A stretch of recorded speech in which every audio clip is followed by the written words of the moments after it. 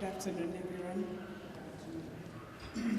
So my earliest memories of my cousin Shiko go way back when I was in primary school.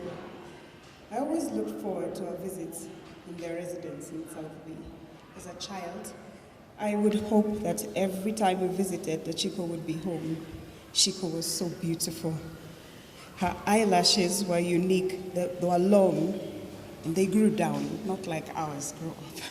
They grew down. They were so beautiful. She had a Colgate smile. I'd follow her around the kitchen to check out what she was cooking or putting together. See, she was welcoming and loving. She loved children, I could tell. One time during our visits, I followed her to her friend Martha's house just because she was going to see her baby. I would later find myself living in South B with Auntie to be nearer to school as a candidate in Class 8. Shiko lived in the apartments next door. I remember that was when the late Carlos, when the late Carlos was a toddler.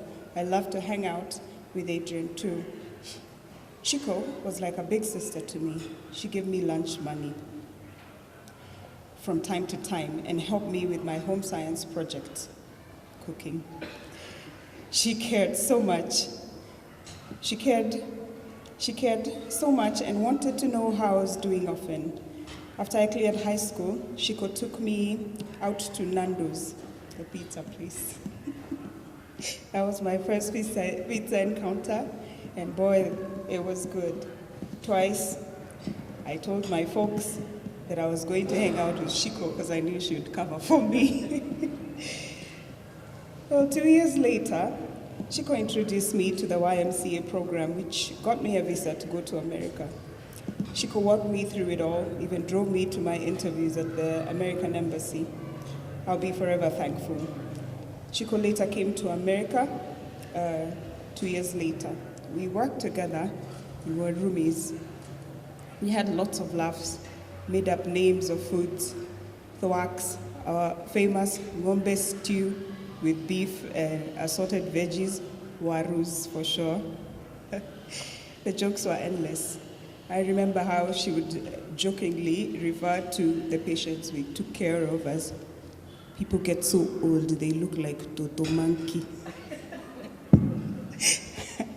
Shiko was a great support during my first pregnancy. She took me to hospital when labor started, and when she heard that I had to undergo an emergency C-section, she stayed with me until I came up from recovery. I have amazing pictures from start to finish of Visha's birth, and it's only because Shiko stayed with me. Shiko chose to stay with me. I will forever be thankful. We were neighbors in the same apartment complex, and she often sent Adrian to bring me lots of hot meals during the winter season. She was loving and very caring. You all know Shiko's cooking was the best. I love you so much, Shiko. Rest in heaven till we meet again. So I'll read Peggy's tribute. Yeah, I'll read Peggy's tribute. Peggy was a friend to the family in Shiko.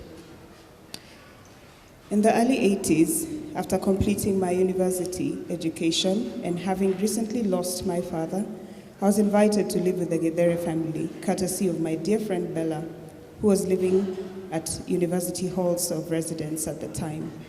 I was a little nervous initially, but Bella assured me I would be at home with Doris, and she couldn't have been so right. Shiko made sure I was at home, and before long, we were greatest of friends.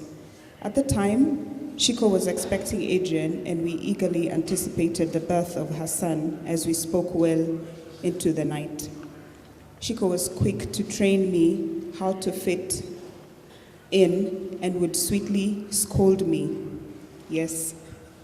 When I would get up, energized, reminding me they were not morning people. The first time I heard the phrase shikes, Shikes taught me how to correct a person with love and grace. When Adrian was born, I was quite the disciplinarian and Chico, who had earned my trust to be called Shikes, began calling me Auntie Lion, usually said with a growl. Shikes knew many people and played an important part in bringing people together. She had the knack of always making one feel they are the most important person to her, as many present can attest. Shikes' love for cooking put the term potluck to shame. She didn't bring food. She came to your house and cooked so you'd enjoy her thwak, hot and freshly made. She taught me how to embrace your talents and share them with others. As the years went by and we moved away from each other, we continued to have other interests such as dogs and her love for the Lord. Shikes always spoke with a light touch, concocted with her own vocabulary to add spice to the conversations, and was a kind of friend who, no matter the time we last saw each other, we would continue like we had just been together. Rest well, dear Shikes, until we meet again.